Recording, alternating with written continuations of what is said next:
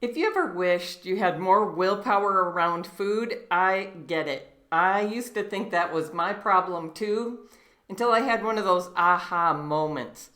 A friend was complimenting me recently on my Slender for Good book and the impressive results we get eating the Simply Wise way, and she said, not everyone has a lot of willpower. And it hit me. Willpower is not the great solution we have all been led to believe. Once you actually understand how to stop feeding your cravings, you really don't need willpower at all. And I can tell you, I do not have great willpower when it comes to food and drink. I didn't lose 60 pounds with willpower. For years I tried though. I tried to win the willpower game. I talked myself out of dessert and pour wine instead. And then I bargained with myself to moderate the wine. I'm just going to have one glass. I'm just going to limit myself to the weekends. I kept making promises to myself to do better tomorrow. And I broke those promises over and over. The constant negotiating made food a really stressful area of life for me. It was like a battle I could never win. It was exhausting and it made me feel bad about myself. Like, who is in charge of my eating? And there was this one pattern that was really haunting me. I'd wake up at 3 a.m. almost every night feeling so much toxicity in my system. And I would tell myself, I'm not going to do that indulgent eating and drinking tonight. I'm just going to take one night off. And I probably broke that promise 100 times. I felt so out of integrity with myself. It felt miserable. And then one day, I tried something different. And you might want to try this too. I told myself, okay, don't freak yourself out. You can have the stuff in 10 minutes. But during that 10 minutes, pay attention to what you're thinking and feeling and what you're expecting this meal is going to do for you. And in that practice, I started noticing the same phrase over and over.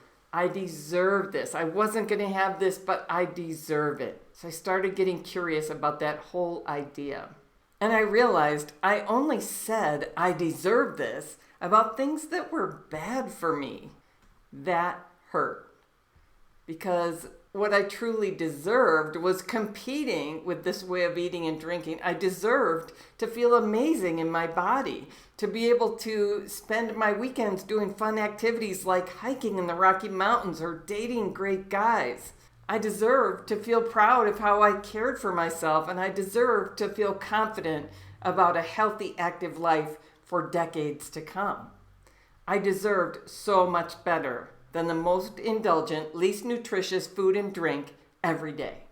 Most people think their struggle with food is about willpower, but it's not. It's about getting stuck in a loop where you're feeding your cravings and you're making peace impossible. And this happens when you try to moderate things that cause cravings. I'm just going to have a little ice cream, a little cake, a few chips. I'm just going to have one glass of wine. And when you do that with things that are cravingful, that are irresistible, that you have trouble stopping, you're just really keeping cravings alive. Those foods also start to feel like forbidden fruit, and that keeps you obsessed and searching for them. It's an exhausting and frustrating cycle. But there's good news. You don't need more discipline. You just need a structure that makes willpower irrelevant. It's gorgeous. Here's what that looked like for me. There were 3 steps. The first step was I flooded my body with abundance. I ate big plates of truly satisfying, highly nutritious food at every meal, 3 times a day. So I was actually full and satisfied at every meal. Then I took the trigger foods off the table. I made a list of them. There were so many more than I had admitted to myself. But everything that felt irresistible, everything that I felt like I couldn't stop, that I knew wasn't good for me, I took it off the table, not forever, but completely for now, for a period of time. I chose a year. And that meant I had no decisions, no negotiation to make. That just wasn't food, so I didn't eat it. And in doing this, I let my body reset. And part of what that meant was, I don't know if you know, our taste buds turn over every 14 days. So what tastes good to us starts to change. We can start to really enjoy the nutritious foods again pretty fast.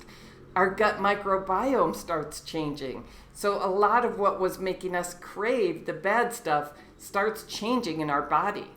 I started craving the good stuff. I never knew that was possible. And food became so peaceful. So let me tell you why this works. So when you take these steps, you stop feeding the cravings. You start deeply nourishing yourself, and willpower becomes irrelevant because you simply don't want those cravingful things you used to fight with yourself over. And I'm not bragging like I'm so amazing that I did this. This works for everybody that I've seen do it. It has worked for hundreds and hundreds of people, including women in their 50s and 60s. Because once you stop feeding your cravings and you start following a clear, nourishing system, you don't need willpower anymore to eat in a wise way that makes everything work well again. So before, food was this constant mental tug of war that I felt like I was losing. Now it's just calm and clear and abundant and easy. There's no cravings, there's no willpower, just the freedom to enjoy lots of life-giving food every day, every meal, without stress. If you'd like more content like this, be sure to like, comment, and subscribe. And I'm sharing a link below for you to get my Simply Wise Eating Anti-Diet Guide. And that'll give you the 4 steps we follow to stop relying on willpower and make nutritious, wise eating feel clear and natural. And if you're watching this before September 19th, I'm hosting a hands-on workshop to help you turn off the cravings that make weight loss so hard. It doesn't have to be hard. You can grab your spot in the description. All right, keep it simple, keep it wise, and keep your spark alive.